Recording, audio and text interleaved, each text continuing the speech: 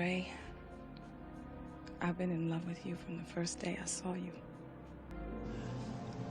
All right, I got a follow-up question.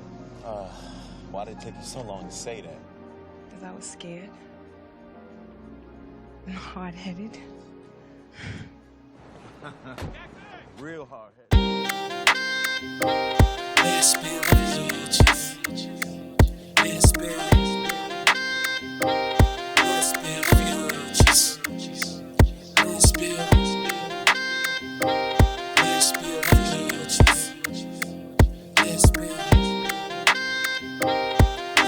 villages. Hey, what's up, builders? It's your girl, Antoinette the Blogger, and you are now listening to the LBF podcast. This is Black Love Cinema 2, Fairytale or Nightmare, and we're going to be running down our list of Black love movies, the classics, blastics, as people like to call them. And of course, my girl Spy Danny here is with me again for this episode. Yo. Okay.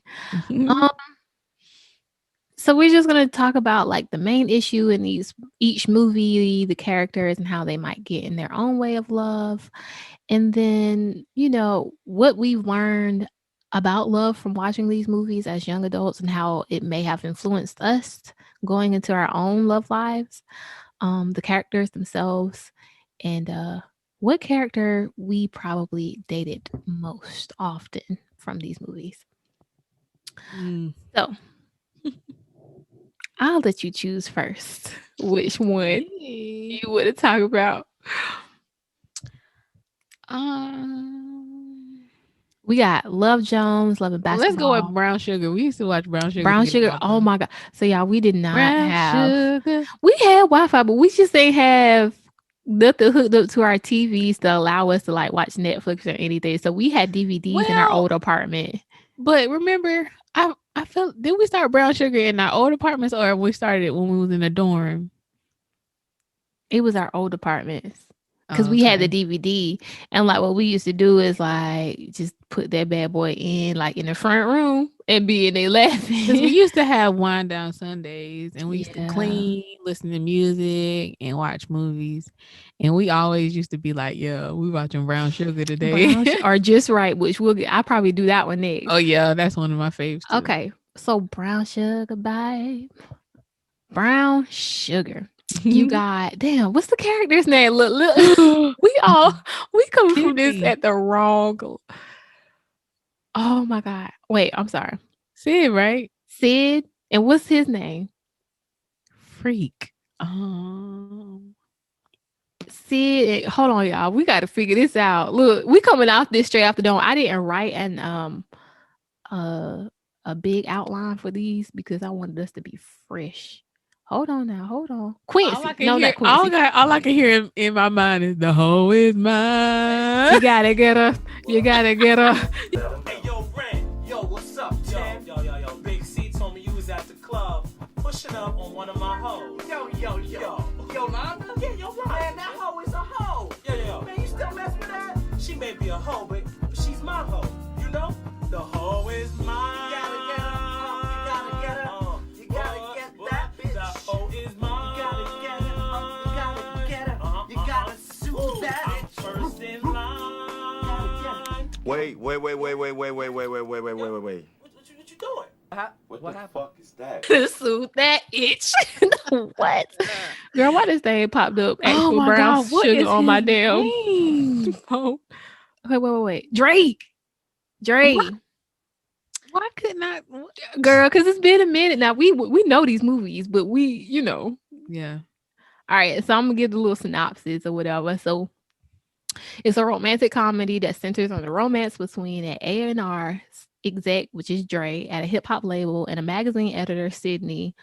And they've known each other since childhood, and then they find themselves drifting towards one another. So what are your thoughts about this movie? This classic love story?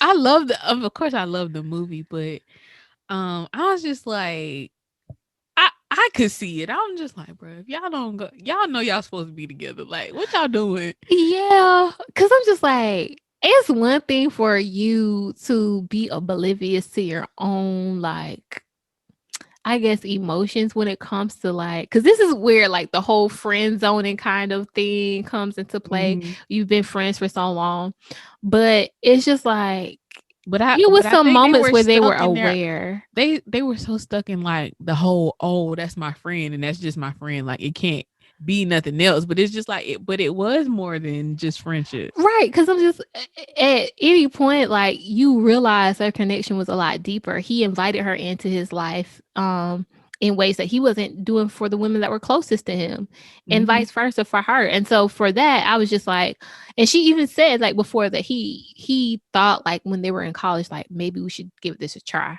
Like maybe we should see if we, could be together. I'm just like, anytime you get to that point, And first of all, when you when you just already carve out a space for somebody and like it's just like that space is theirs, you already know it's a little bit deeper than friendship. Like right. it's a space for friendship and then space for like something different. It's a space for bae.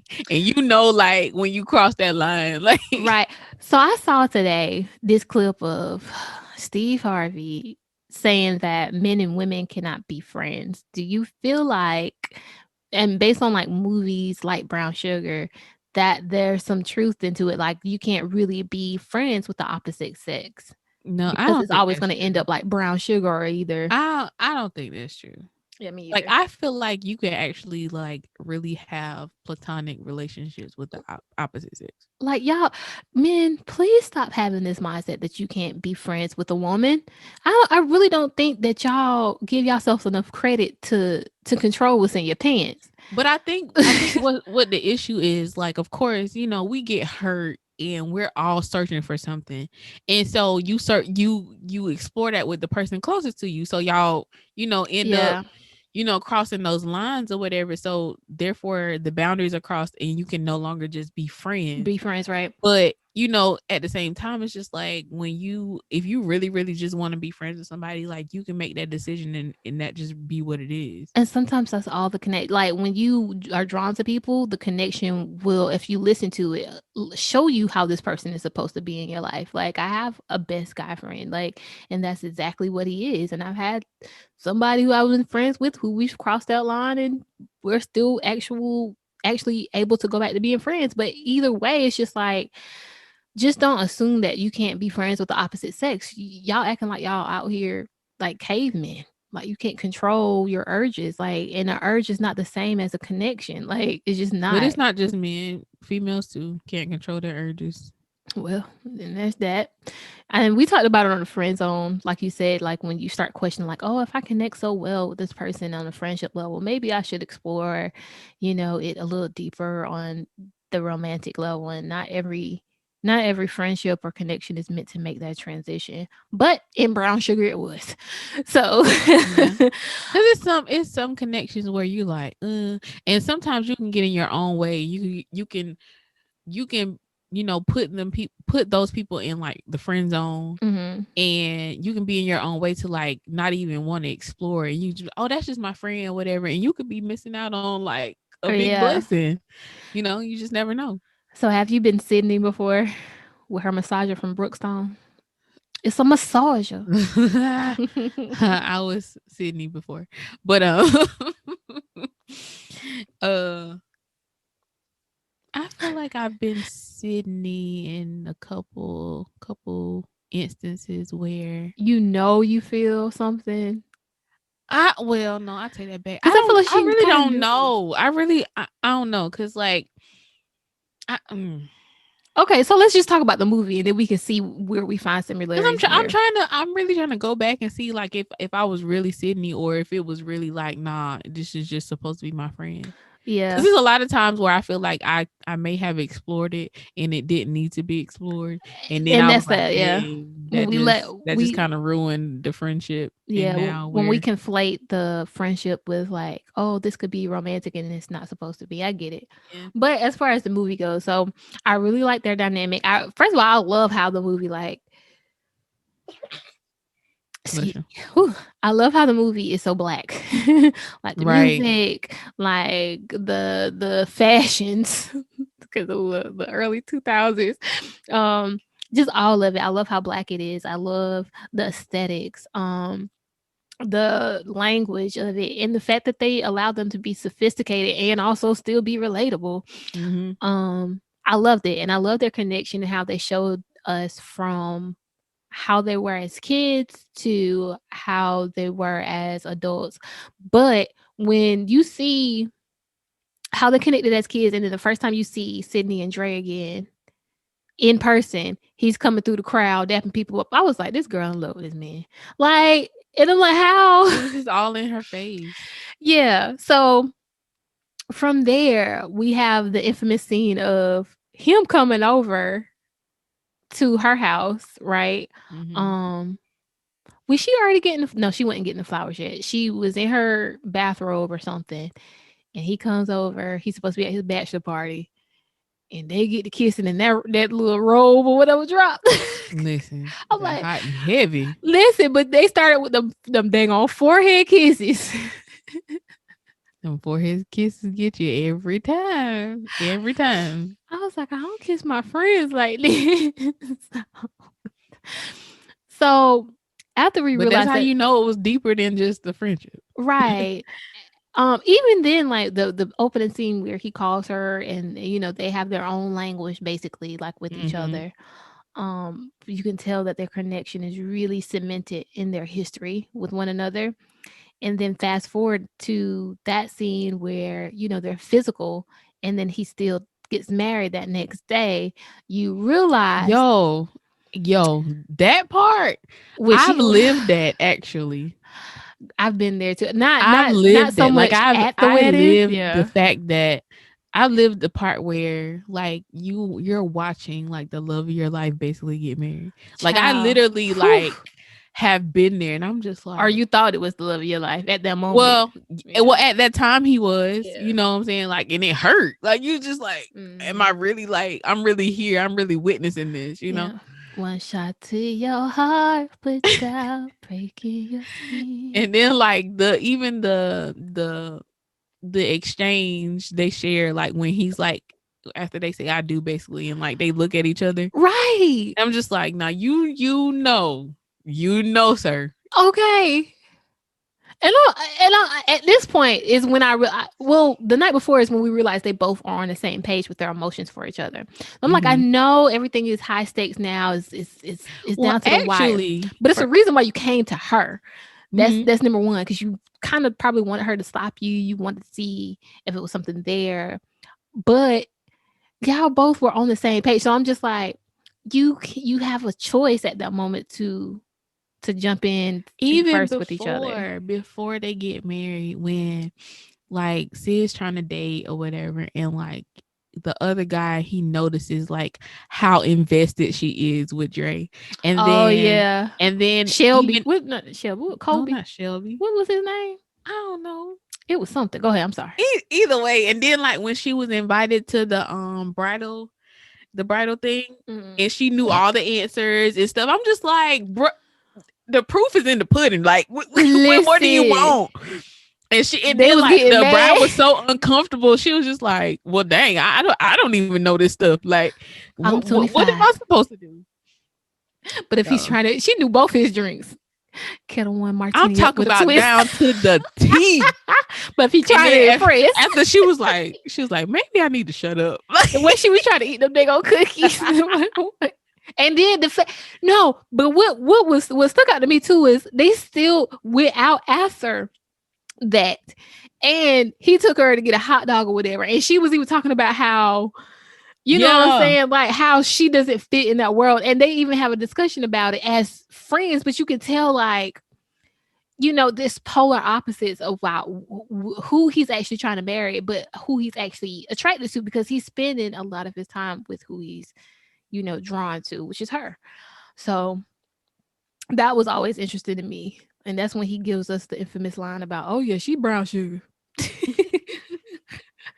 um the hip hop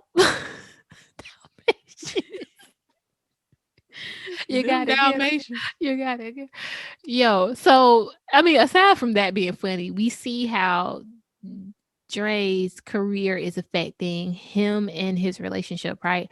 So that Mhm. was one of the dividing themes throughout the movie, where it was just like his wife, which I don't remember her name. I don't remember her name.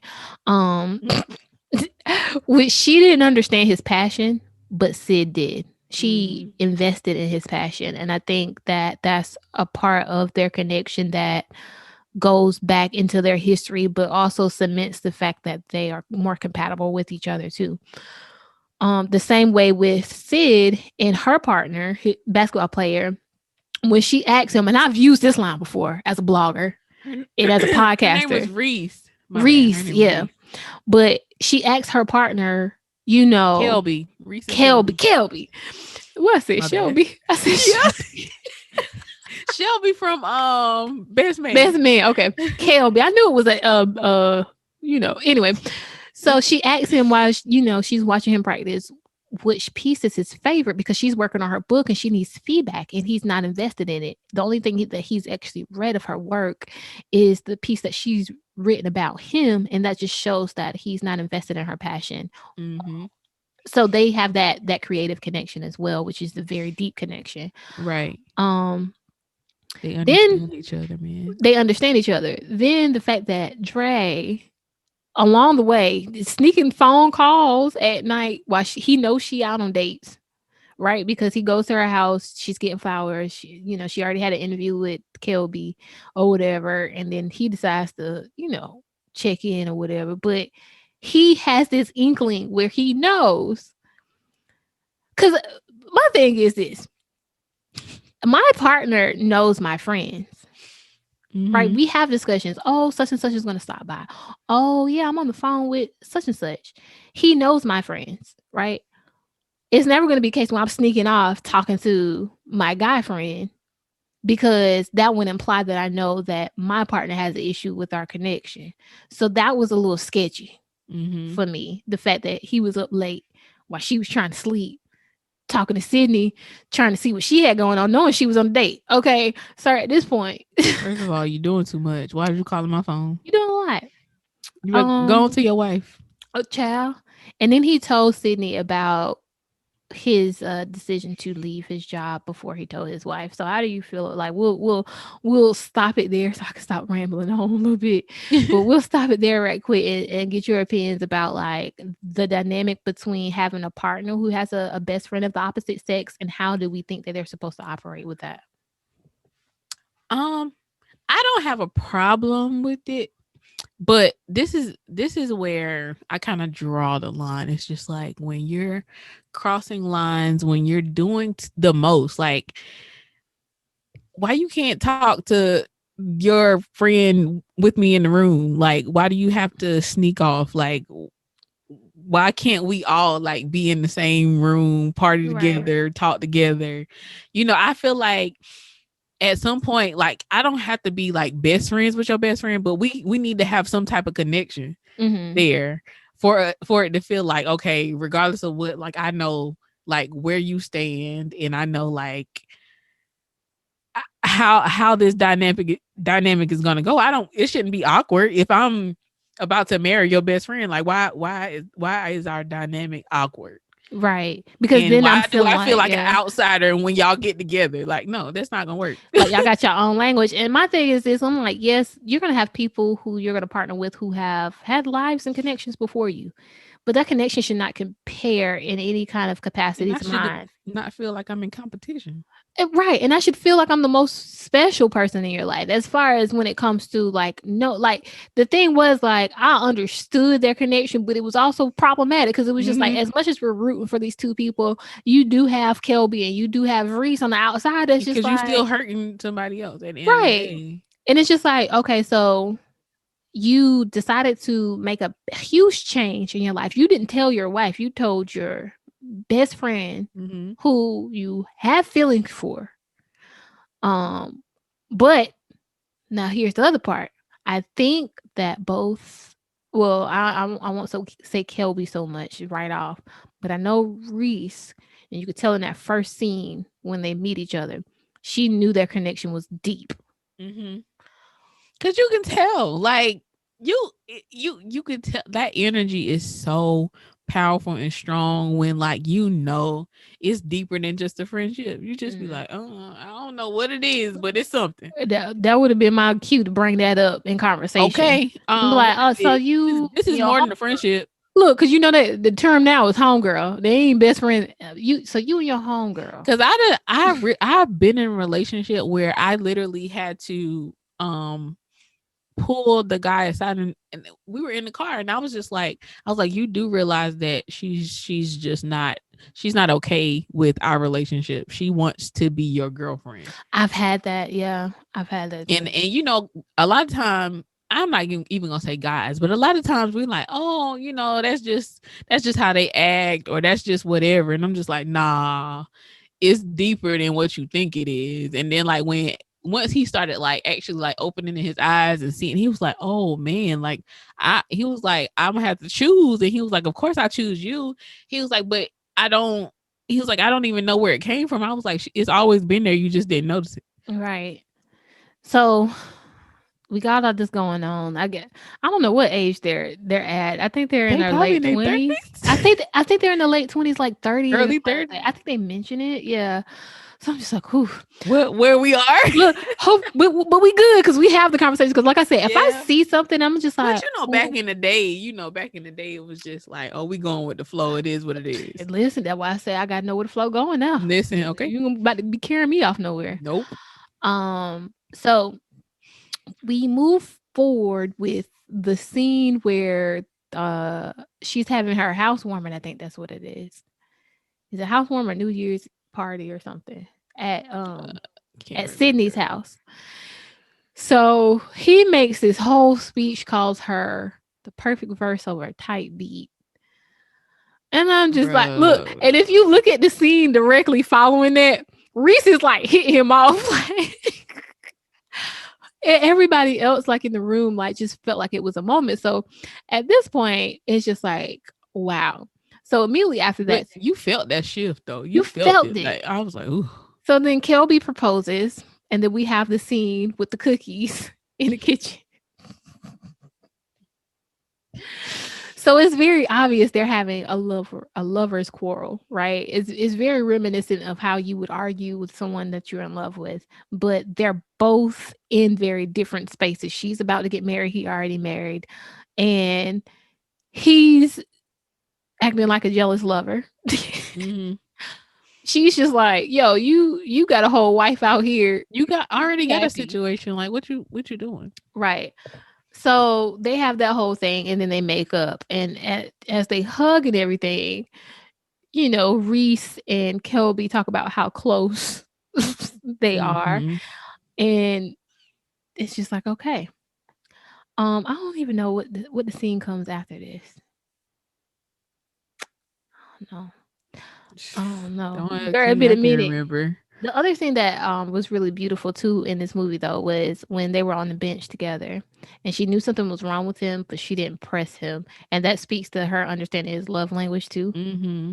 And so she allowed him to like kind of get comfortable until she understood that he was ready to talk. And I love it because it's just another example of the fact that they are compatible with each other.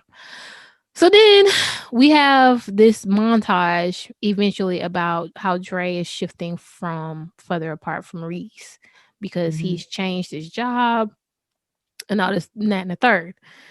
So restaurant scene where he catches Reese with old dude. What was his name? I don't know. What was that dude? No, because he kept saying it.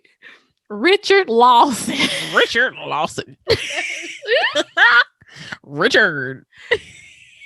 Oh, Richard. Thoughts on the scene that follows this when they go back to Sydney's place. Yo, like it was so problematic. Like, I like the way he handled it because that's how I'm gonna roll up. Like, they'll play with me. Most of me gets it, right? Most of me gets it. But then it's just like, why'd you bring her? Why did you bring her? What was the purpose of this? This just another. Actually, no, we forgot a scene. All the what? The scene with them in the gym where we thought Sydney was gonna be able to handle her own and Reese was gonna rock their head with the punches. Oh yeah. I'm not about to apologize Listen, for it. she had that junk was built up since day one. Like she was mad. Listen, Sydney was like, I wasn't ready. Listen, we wasn't either. Reese was gone. Hey, she had them punches. But in that scene, Sydney refers back to that scene when she tells Dre that she's seen her flirting with other guys. She just didn't think of anything with it. And Dre was just like, "Oh, well, she a flirt. I flirt, she flirt, we flirt." So that was at the kitchen scene. So now we fast forward to her actually getting caught cheating.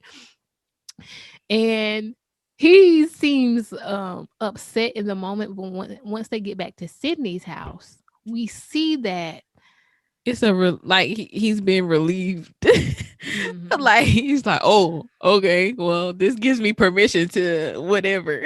I love this scene. It's so passionate, but it's so relatable. He does that classic guy lean back on the couch and starts just like talking about what she means to him in not so obvious ways, right? So he refers to her column and how he used to just read it every week and how he, feels without directly saying it. And so she, at this point, she's just like, she's a lot like me. And I was just like, I'm not ready for this. Yep. Cringing. So she starts doing everything else in her power to avoid having a conversation and to avoid, this obvious built up tension between the two. And then they on that bookcase, them kisses started. And next thing they know, were intense. Listen, I was watching this as a youngin', and I had to rewind this part back. Listen, first of all, I knew what too young to be watching this. Too young. But we had thinking I was ready for stuff and I wasn't ready. But this is my problem now. But so they have this scene and end up in the bed, and they have to agree on the fact that it was wonderful, even though it was brief.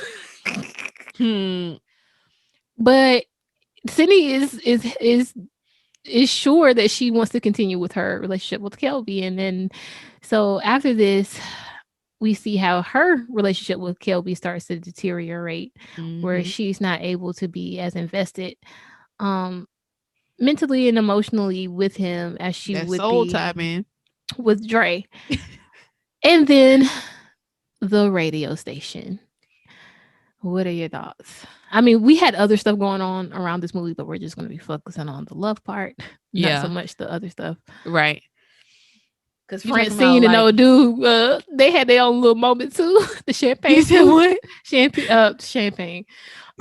Francine and old dude had their own little part. Oh yeah, with the champagne flute. You said the radio station. Yeah. Talking about basically when like he confesses his love, basically. I loved it. Like it all like tied in together at that point. Like it was just like, ooh, like this is what it was about. Like it comes together for me in that moment. Yeah. For me in my life, I think right now what sticks out is her friend Francine with her cousin on the other side of the glass, and she's begging her to let go and to like fall into the moment. And that's you. That is me to you. That's why I'm breaking it up. That's why I'm breaking it up. Because it's how you have had to be these past couple of months. You know what? I'm about to cut out. You know what? Don't worry about it. Don't worry about it. But then at the end, we see another little boy and another little girl. That is most definitely me in your life right now. Yep, it is. Anyway, like, bro, if you don't answer the question. Well, I ain't got nobody writing, will you be my girlfriend? Yes or no. Okay, so we done talked about you opening your mouth, ain't it? You gonna keep right on. Never mind. So yep, and somebody gonna put something in there. Go ahead. But you also know that when you open your mouth and you speak on stuff and stuff happens and then you want to cringe. And I'm going to be at the window again. Oh, you talk about my ability to bring things into existence with my mouth Yep. because that happens a Mhm. lot. Anyway, Yeah. Don't worry about it. so um, at the end, we have a little boy and a little girl, and we see how it all started and how it all starts all over again. So that was really cute. Love this movie. 10 out of Love it. 10 for Black Love it. Love. It Can it watch it shows, any day and it'd be like the yeah, first time I watched it. yes. So another great movie with Queen Latifah in it was Just Right. Ooh, I another one love of this my movie. I faves. love this movie. I love it because I just love that like it's shot, the way it's shot is real crisp. The scenes really flow together. It highlights the main character's personality, and I love it because they made her a main character and not just a quirky best friend like they do with a lot of plus size women. And Mhm. I love, of course we love Queen Latifah, okay? But um opening scenes and like how we start the movie, like let's start there. What were your thoughts about like when you got introduced to the character, when you saw the dynamic she had with her family, her job, and then, moving forward? When I first being introduced to the movie, I was like, oh, she plus size. What how they gonna do Mm. with her in the movie? But then once I watched it, I was like, yes. Like she's like in the spotlight, like the all eyes on her. Um, but then of course, like her cousin, I was like, she gonna be a problem. And she was, and I was just like, I was like, but I just tried to like kind of let the story unfold and it just was so beautiful. But I just love the fact that like she was basically like the spotlight and she could like really be herself. Right. And like that's what made, how the movie, goes on. That's what made him fall in love basically because she was like herself. Right. So I love the dichotomy between the two characters, between her and her cousin, which we don't know her name. We don't even know her. Listen, y'all, we just gonna I should know her name though. I be girl, we don't watch so forgetting. many movies. It don't even we don't know. Sheesh, man. But as she looks that up, so she is the hardworking, self-made. She got her own house, her own career, right? Doing Um, her own her thing. own dreams. Morgan. Morgan is her cousin, and then she is what's her name?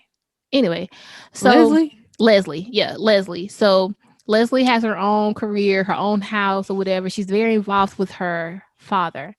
At Yeah, the she's beginning, we she's a learned daddy's that girl.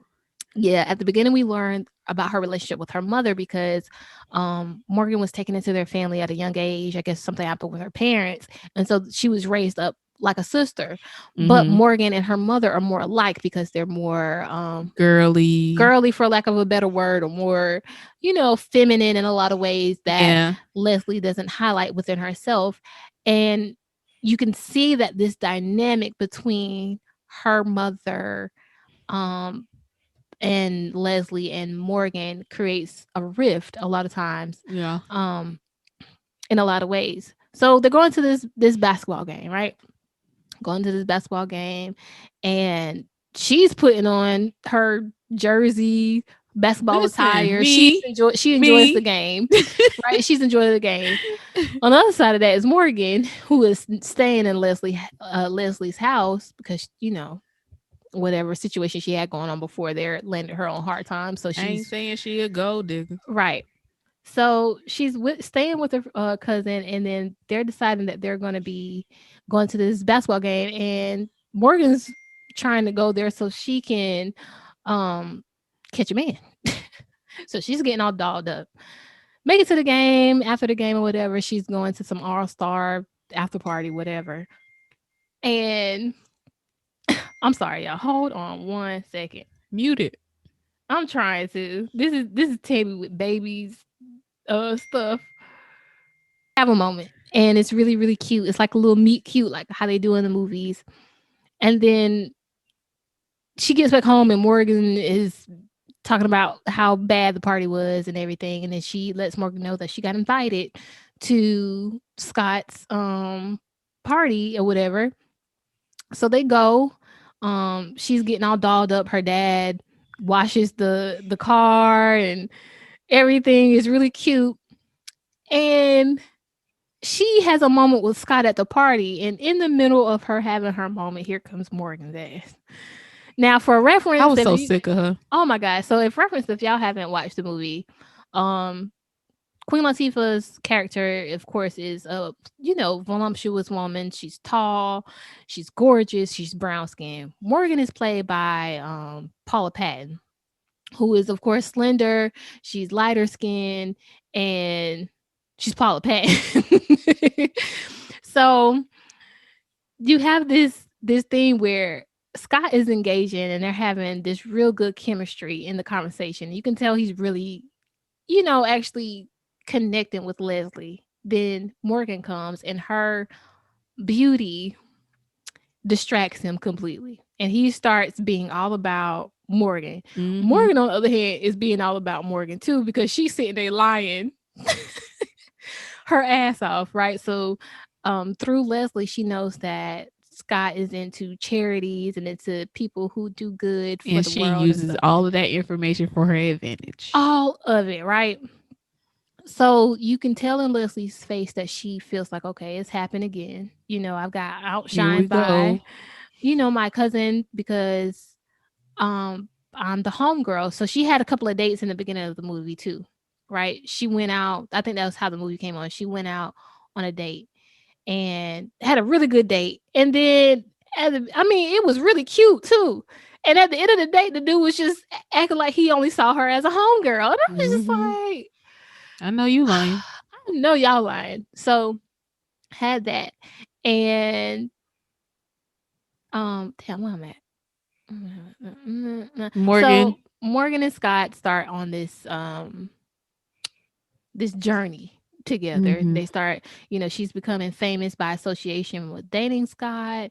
And Leslie, she doesn't take it to heart. She, is basically rooting for her, for lack of a better word. Okay, I'll stop Being there a and let you. cousin. Yeah. Being cousin. And it's like, okay, here you win again, but I'm still in your corner. I'm here for you. Yeah. Even But though at the you same slimy. right. But Because you knew.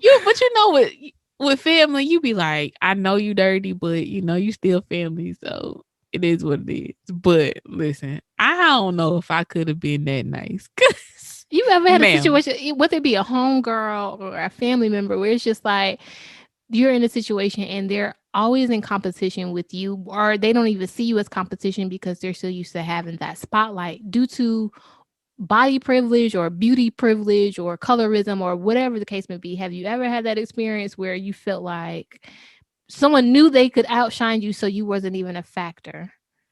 Um, well, I'm the only child, and I don't really have a lot of like family members my age.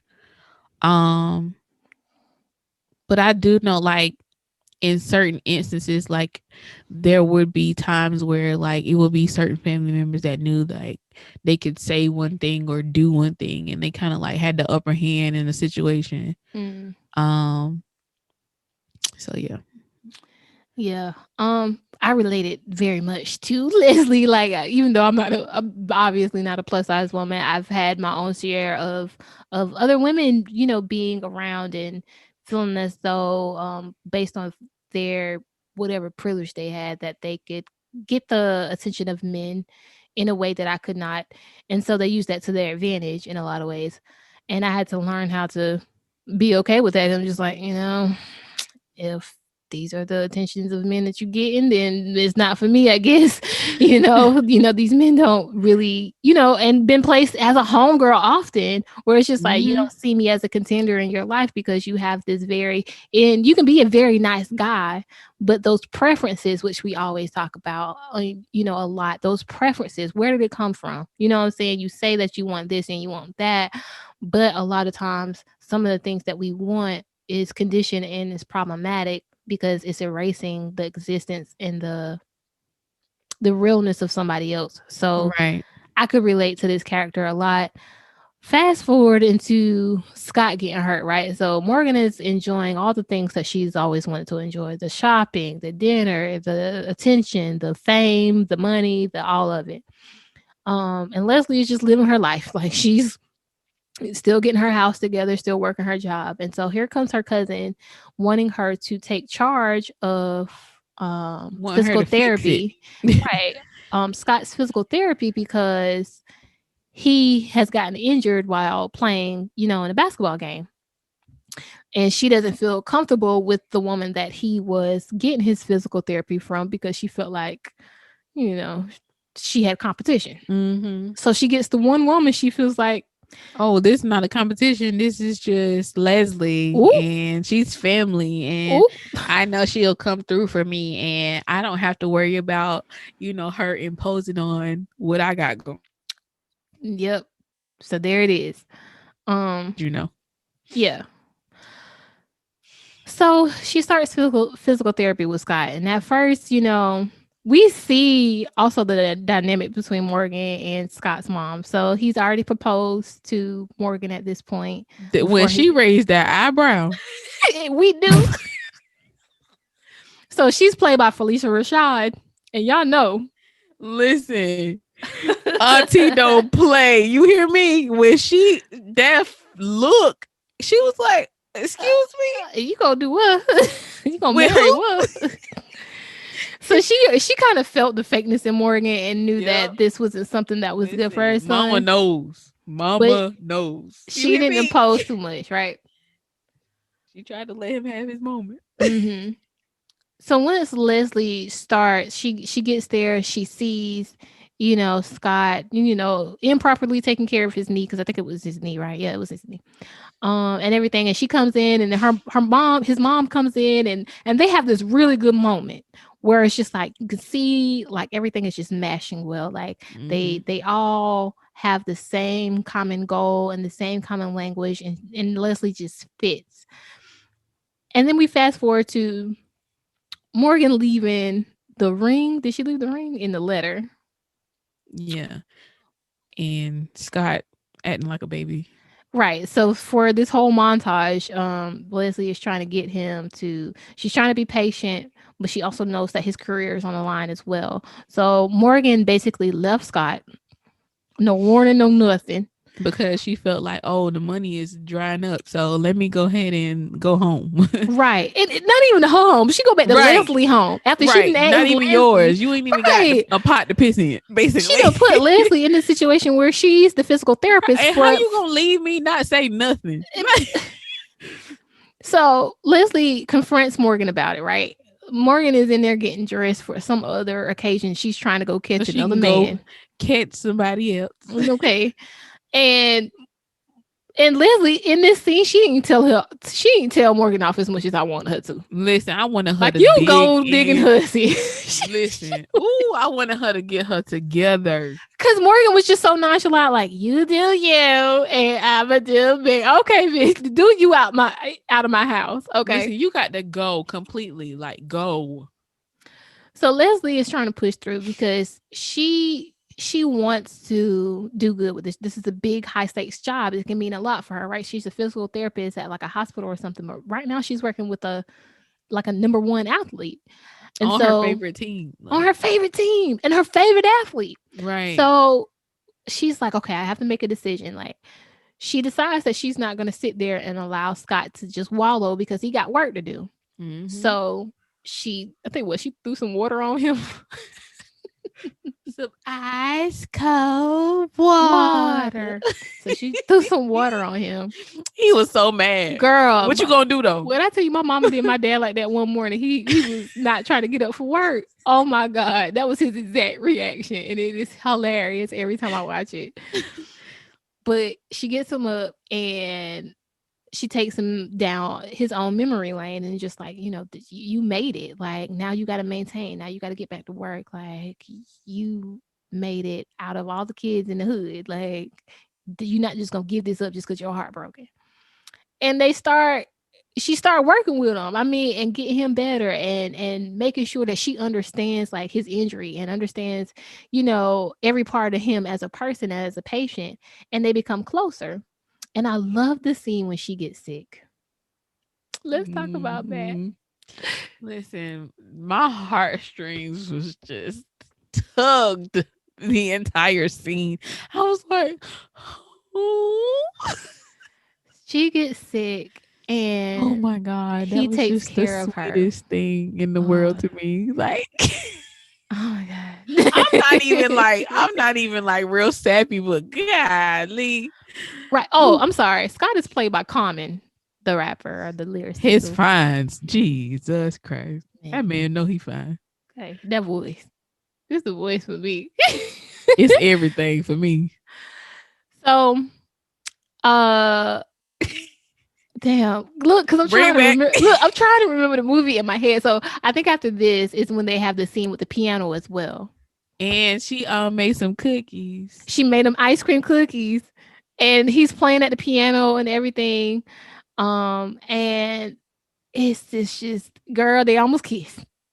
They just have that moment. It's just like, Mhm. like, ooh, you know what this is. But, it's still like, oh, you dated my cousin. Like, you was about to marry my cousin, And it's still for her, like, you overlooked me. Right, that too. We were already sparking before Morgan Yeah. entered the picture. The fact that you decided that you were going to allow yourself to be distracted by someone who Right. And you then it's thought just looked like, better or was a better fit for you instead of the person that actually was. Like, you it's like, overlooked now me. what makes you choose me in this moment? Is it Mhm. because you're I'm hurt? here at Is your it down. because, Mhm. I'm here helping you? Like, what is the, real reason behind it? Yeah.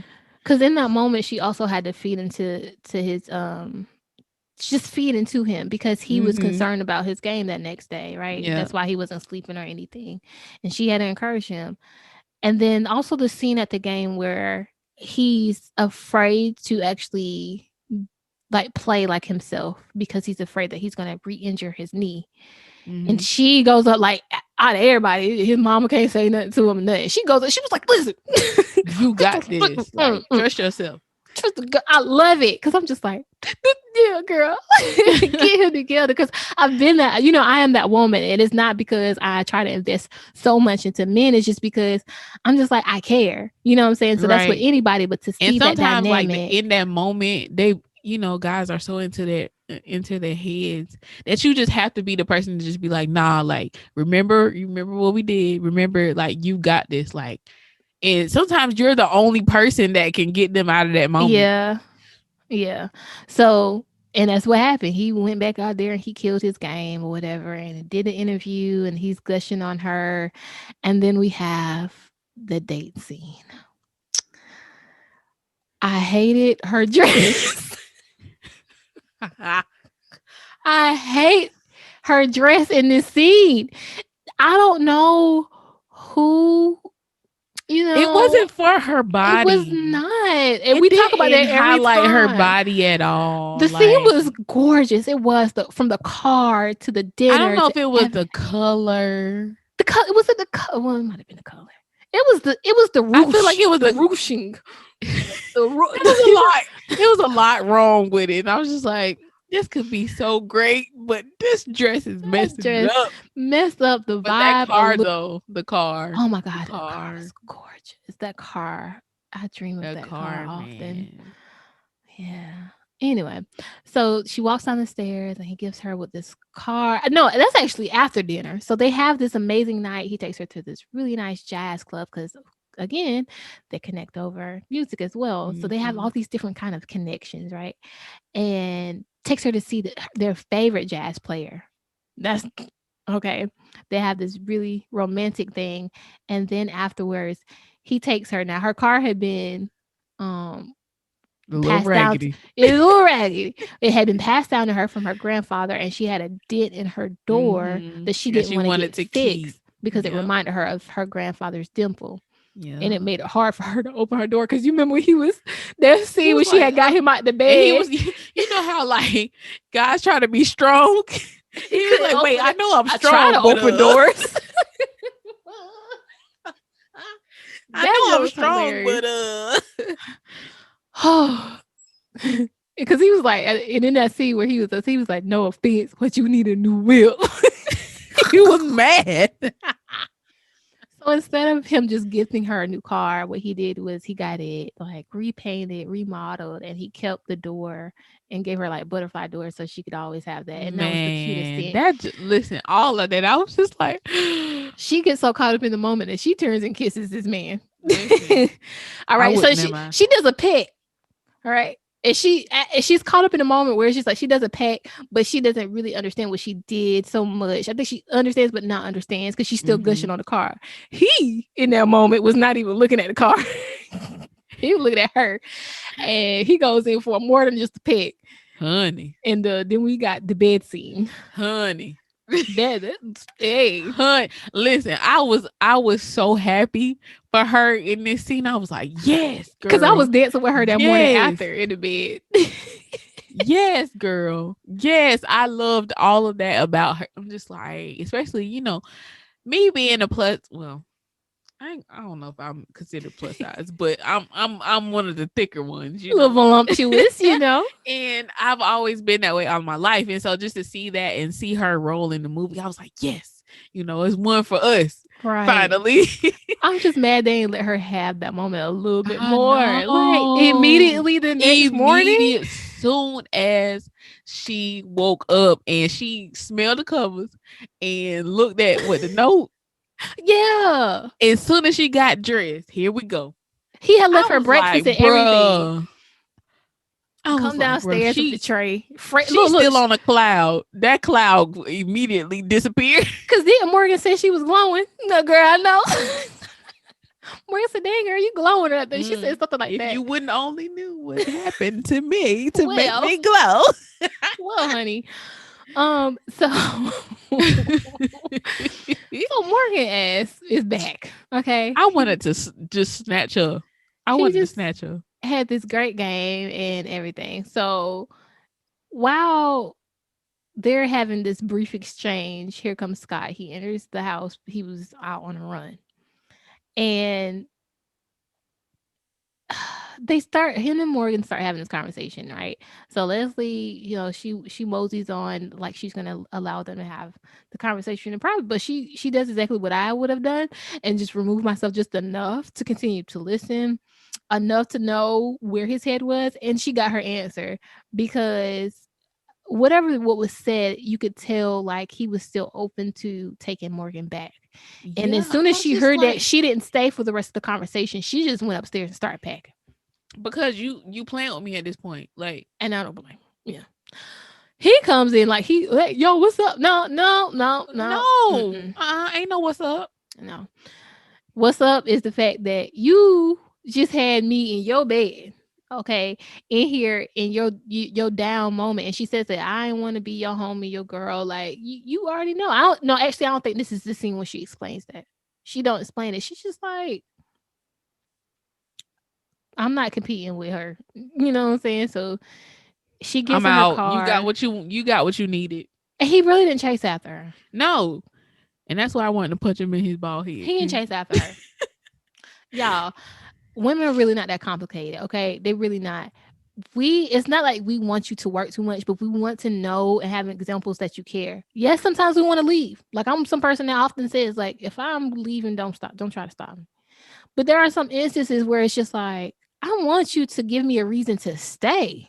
At least if you just allow me to continue to walk out and you not trying to follow me at all because you've done something to make me feel like I'm insignificant, it's not going to make me feel any less insignificant if you continue to let me walk out. You know what I'm saying? Like, you see how that works? It's not that complicated, but y'all just lazy. Anyway. So she cries in the car. And when she, like, this is one of the scenes where I hate it. Like, I just, like, made her cry. Like, made her cry. You already know how I feel because I don't cry. So when my feelings are really hurt when I cry.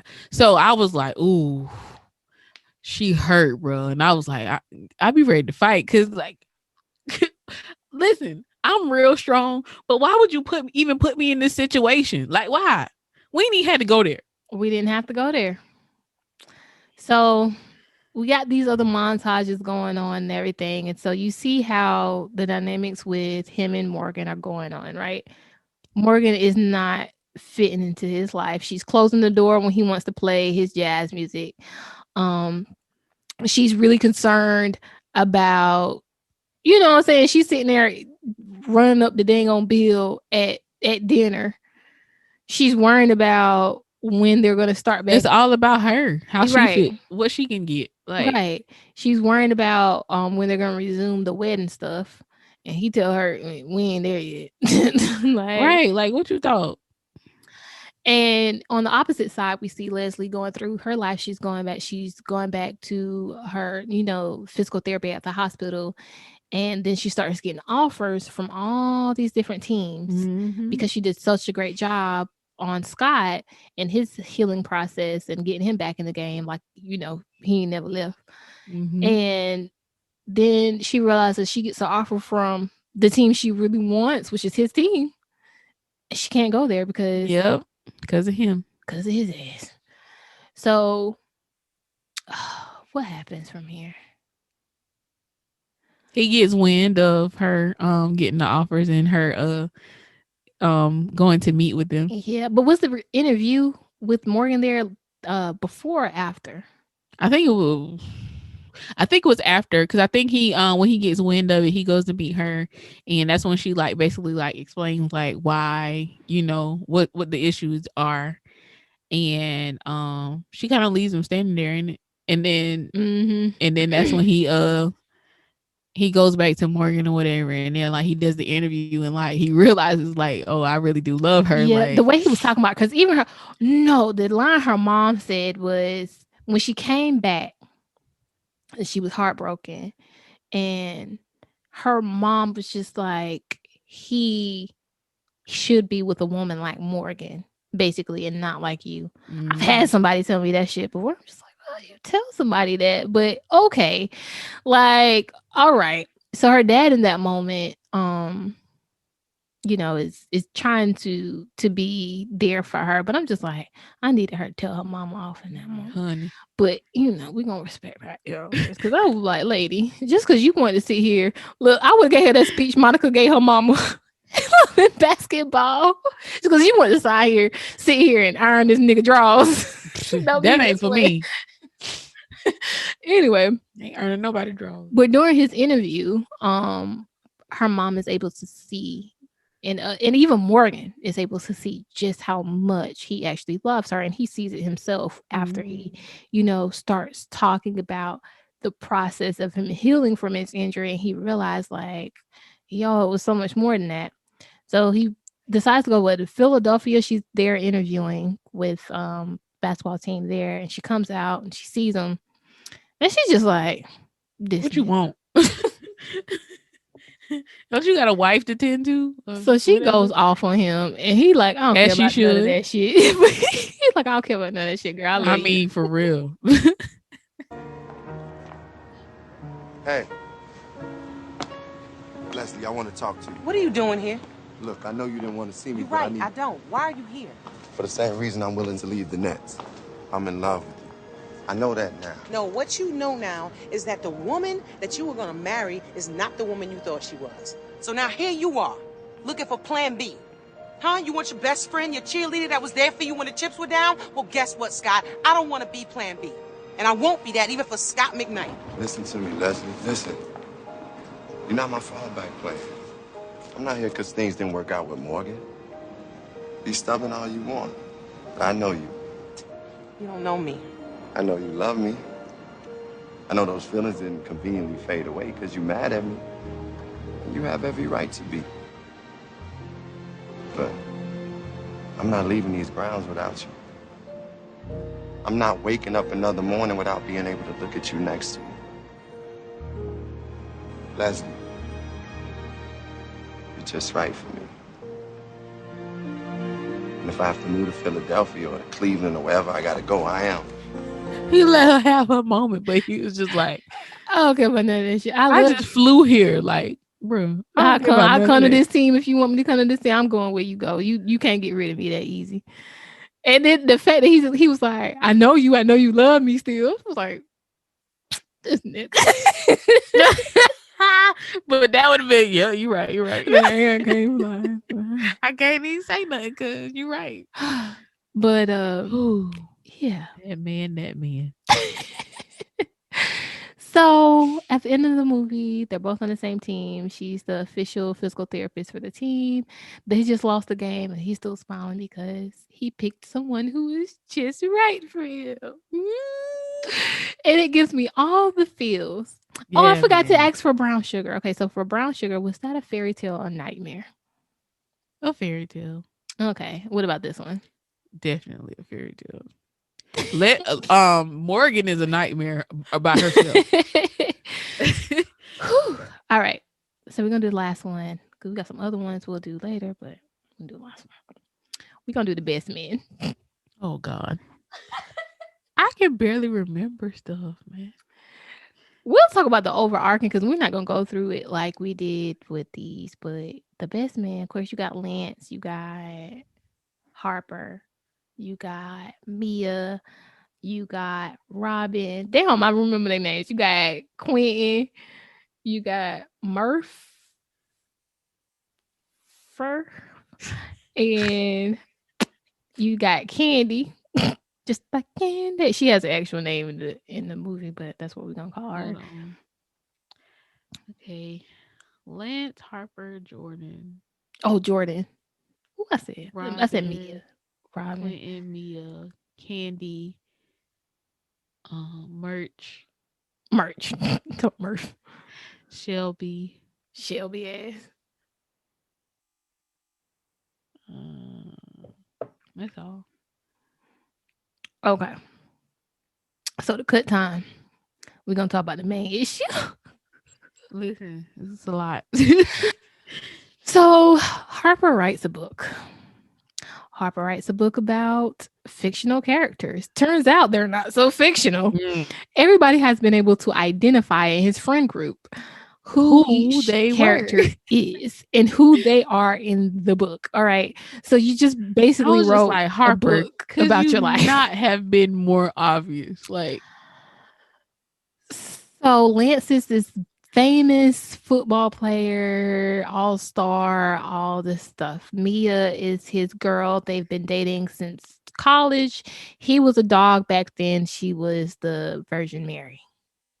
Okay, that's how they paint her. Then you have Jordan, who is the ambitious woman who can't seem to settle down because she's just as ambitious as Harper, who also has a hard time settling down. They have a moment in college where they almost hook up. I don't know if it was deeper than that, but yeah. Then you have Quentin, who is a jack of all trades, but who is a wanderer, who is a ladies' man, and he's actually, I think, a trust fund baby too. Like his dad is rich, but he don't really do much. Like he Yeah. himself don't settle down anywhere. And then just you be have everywhere doing everything. and then you have Robin. So a lot of these characters have parallels. So Robin is like the female version of Quentin because she bounces around to different careers and stuff too. She's with Harper. Harper and Jordan are very much alike. And then you have Lance, and then Mia, and then Shelby. Shelby in Merch. I don't know how long Shelby wasn't with them in college, I don't think. But she I forgot how she like even but they don't like her ass because she is manipulative. She's manipulative, and so but her and Mia are Greek, so they might have just not liked her since college. Yeah, but I'm saying like she may have came into play through Mia, maybe. I don't know. Maybe. So we have this whole cast of people, right? And the basis of this whole movie is the fact that Harper writes about a one night stand that he had with Mia, who is okay. She's with Lance, but Lance was supposed to be her first and her only supposedly person to ever, break into. So he thought Vagina Town.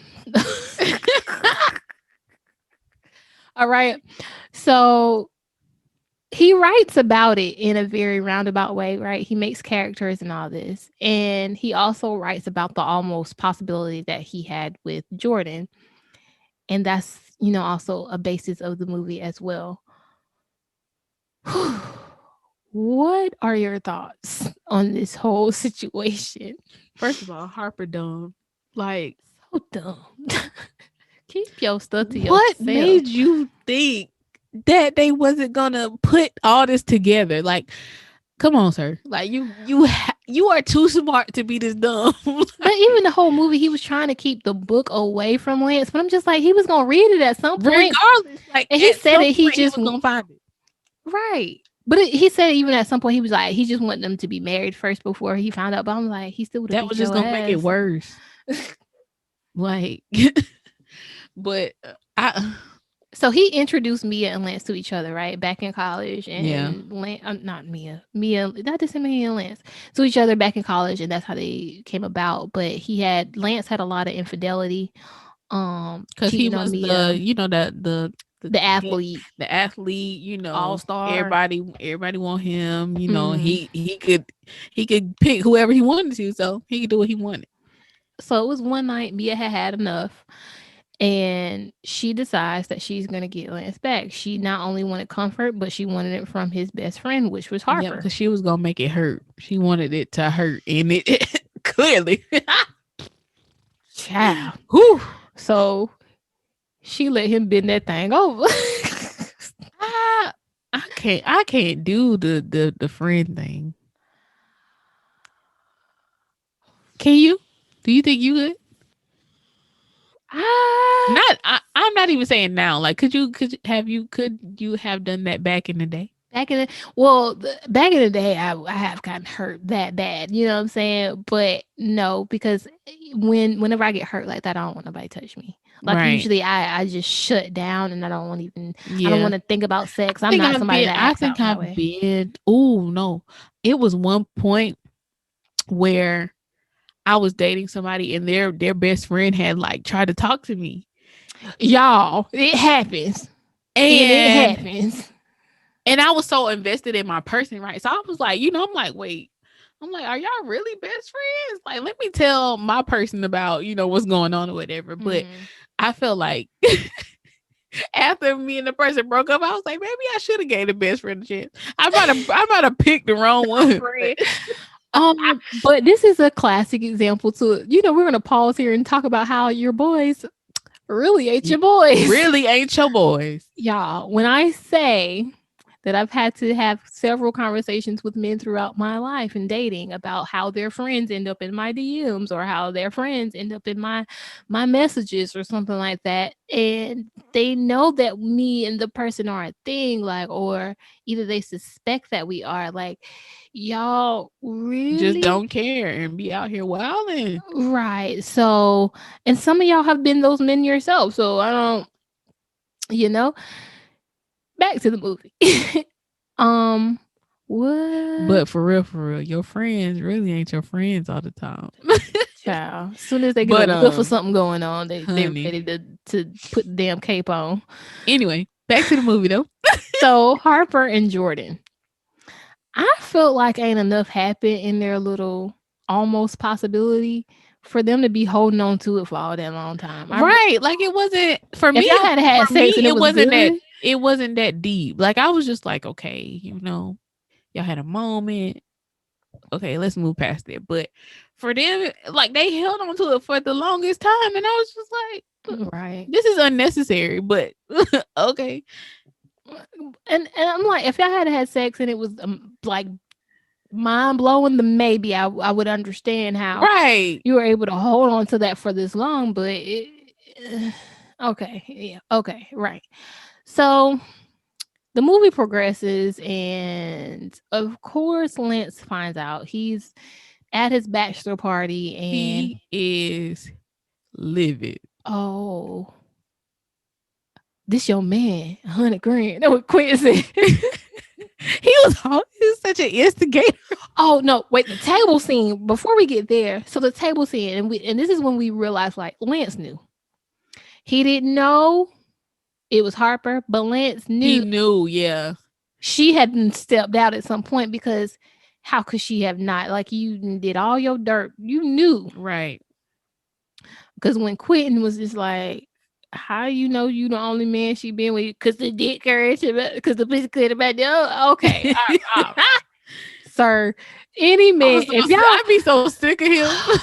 man, if this is the way that you are analyzing whether or not your woman is being faithful to you, quote unquote, by seeing how well her vagina tightens around your member, that is not a good test. That's what Not at all. vaginas do. I'm just like, you do know. That's what they do.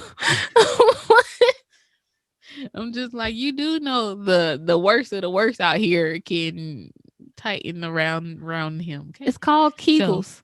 Just like that's not a good test. Like At all.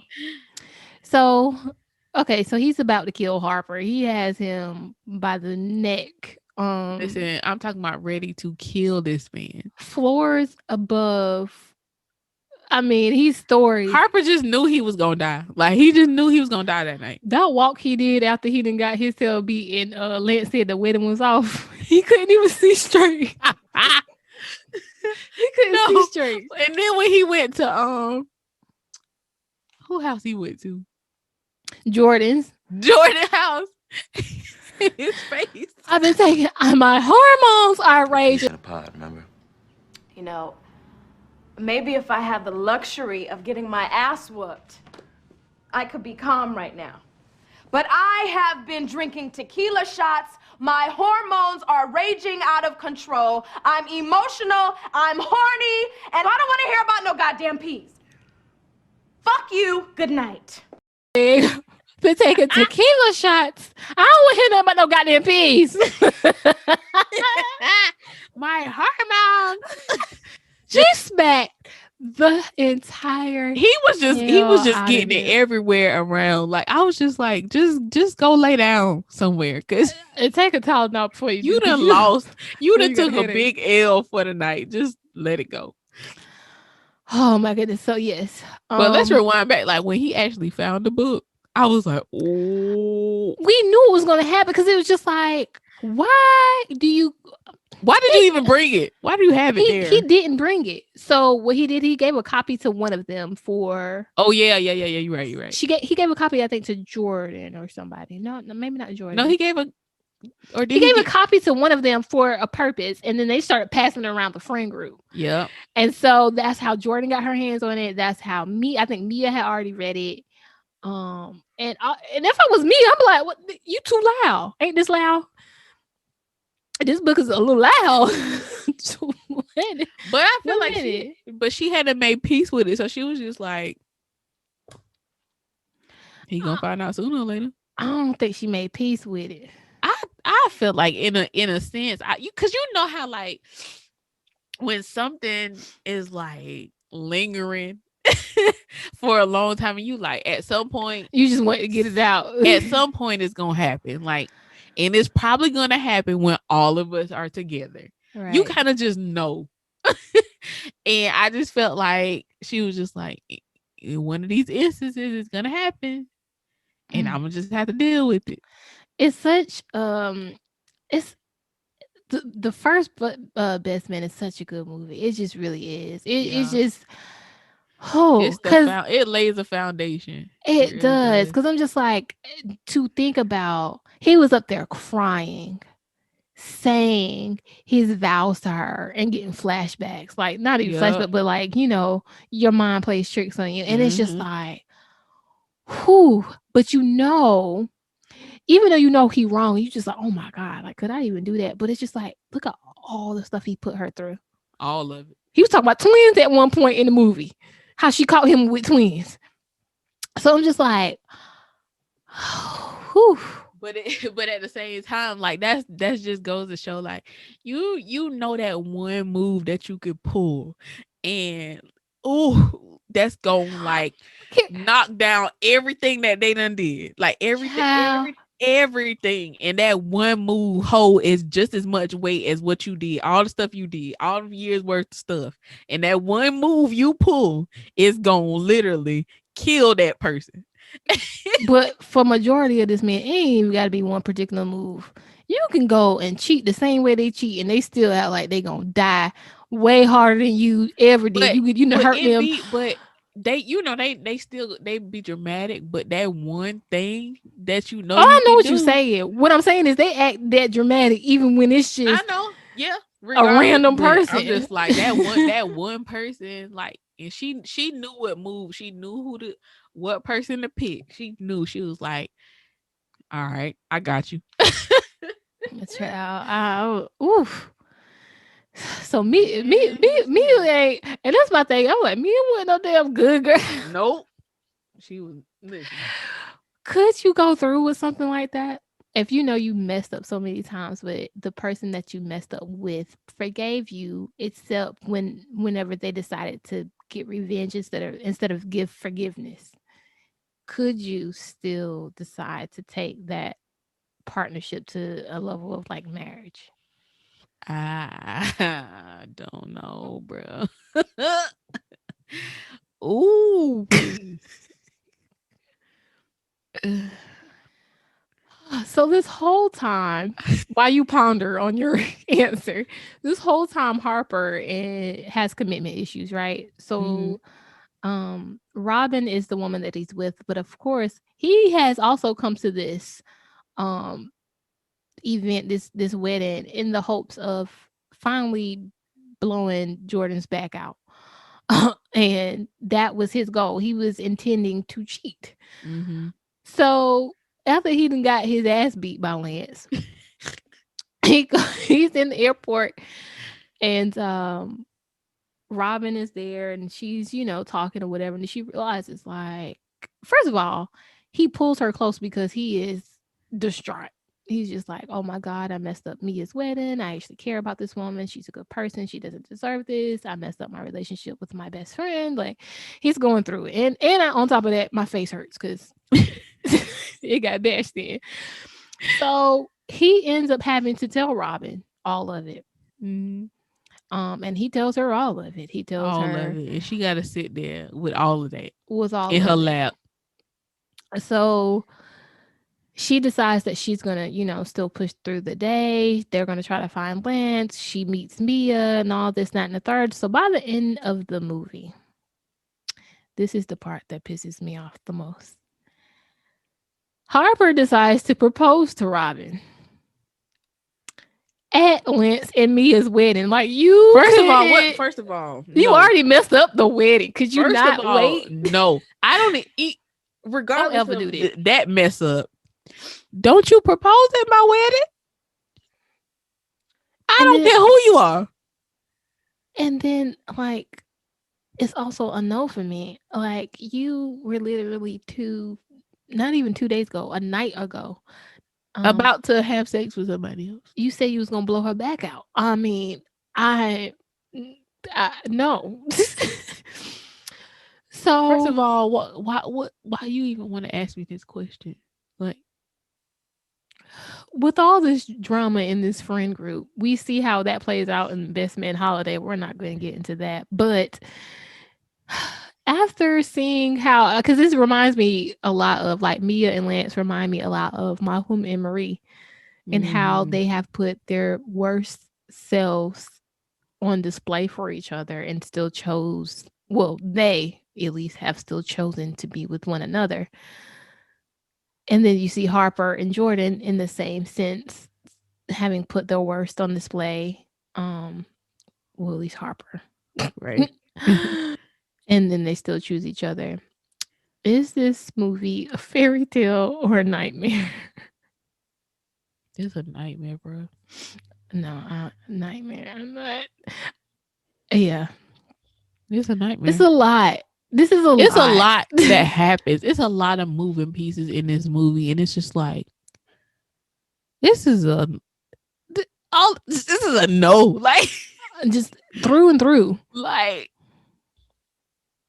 just when you sit down and think about this movie, you're just like, bro, what? No. I'm sorry. If you cheating on me this many times and I get to a point where I want revenge, I need to go. I We need don't to even need to be leave. together. We don't need to think about it. Like, I don't care if he was my first. I left my first for the same reason. listen, Listen, I had to go because either I'm gonna get vengeful or spiteful. And that's one also the reasons why I chose not to say, because I was just like, I know there are people who have the capacity to forgive and be gracious. I don't know if I'm that person. I don't Right. feel as though I'd be able to not at some point be like, you know what? I Because want it's you just to feel it's just how. only so much you can take and only so much you can be like, all right, okay, I forgive you. All right, Mhm. okay, we gonna work this out. All right, okay. Nah. It's a, Even with Harper, sir. Okay, you know what? You go have your little one night stand with Jordan. I'm out. That's count as me out. simple as that. And then they still dance together in front of her at Yep. the reception. No, y'all. Okay. I So was like, this is so toxic. This is so messy. Like it was just toxic, I was just messy. like, what? And then at the end, Shelby and Quinn, Quinn sleep together. That was my best part, And then though. and then it just trickles in all into all the other ones. Oof. And it just builds up. I've only watched Best Man Holiday once. That Oh, drama in there. I watched it. I watched it maybe like 5 times, but every time it's just like it's more intense for me, and I'm just like, ooh, Yeah, I can't. It's too much. and it's a lot. It's a lot happening in Best Man Because even in Holiday that one, too. she was like, "I knew what I was doing. I chose him." Oh Lord, girl. Yep.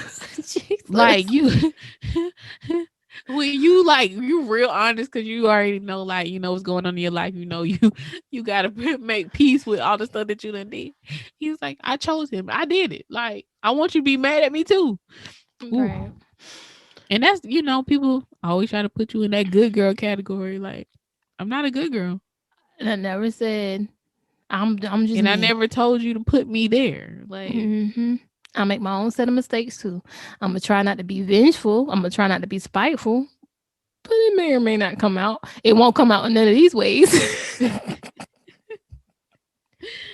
But this has been another episode of the Black Love Cinema that we may or may not be doing often because we got like a lot of listen, other it's ones a up lot. here. We got Beyond the Lights, Sophie's Choice, I ain't trying to do Beyond the Boomerang, Lights. Hitch. No, we got something like Hitch. Why you ain't trying to? I love Hitch, but I don't know if I'm trying to do Beyond the Lights, bro. Girl, we You should have already did know that one how on I this feel one. about Beyond the Lights. Beyond the Lights is my both. This both our It's movies. beautiful, but God, that movie takes me there, and I be stuck. I be stuck, and then I be like, dang. But my reality is nobody sees null me. and void. Nobody sees me. Nobody see me over here. But yes, happy Valentine's Day to you builders. I hope that Happy you Valentine's Day. Yes, I hope that you have celebrated at this point or are still celebrating yourselves and your loved ones. Always remember to love on yourself. That's something we talked about in the other Black Love Cinema episode. Love is the best love. Yes. So what we're doing and it's still going on all month is please write yourself a love letter and you can either choose to post it or you can keep it for yourself for all time. But be honest about what are the things that you really love and appreciate about yourself and just really be gushy. Like this is the moment for you to like really, really, really indulge in how you see yourself in all of your glory. And you can share that with us or you can keep it to yourself. So go ahead and plug your stuff for them, Spa Danny, and we're gonna go ahead and get out of here. Hey builders. Let me love on y'all real quick. But I really, really, really, really, really hope you guys enjoy Valentine's Day or are still enjoying it. Go follow me at SpaDanny _ on IG. Follow me at SpaDanny LLC on Facebook. And just hit me up and come get this Spot Danny experience. If you follow me, you'll stay updated with all the promos and the deals that I have going on. So yeah, just follow your girl and come get this Spot Danny experience. Go ahead and follow because ain't nothing better than saving a little bit of money on something that you really want. And everybody should want a massage. So and getting pampered by me. And it's your host, K Antoinette, and you can follow me at K_Antoinette_ the blogger on Instagram, or you can follow the Let's Build Futures page at Let's_Build_Futures. You can also visit the website at letsbuildfutures.com. That is where I have posted the first love letter I wrote to myself back in 2019. You can view it there. And that one was centered on, all the things I wasn't getting from my other connections and all the things I should have been getting. This one I'll be posting this week, probably Sunday, on all the things that I love about myself and why I appreciate who I am as a creative and as a person. So this has been great. Until next time, you guys, we are out of here. Bye. Let's build futures. Let's build futures. Let's build futures.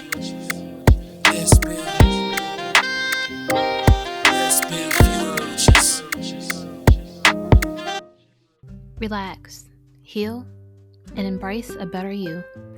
Spa Danny offers quality yet affordable massages customized just for you. Let Danny create a space for you to hit the pause button. Who doesn't need that at the start of 2021? Why not start today? You can call or text at 843-687-2079. That's 843-687-2079.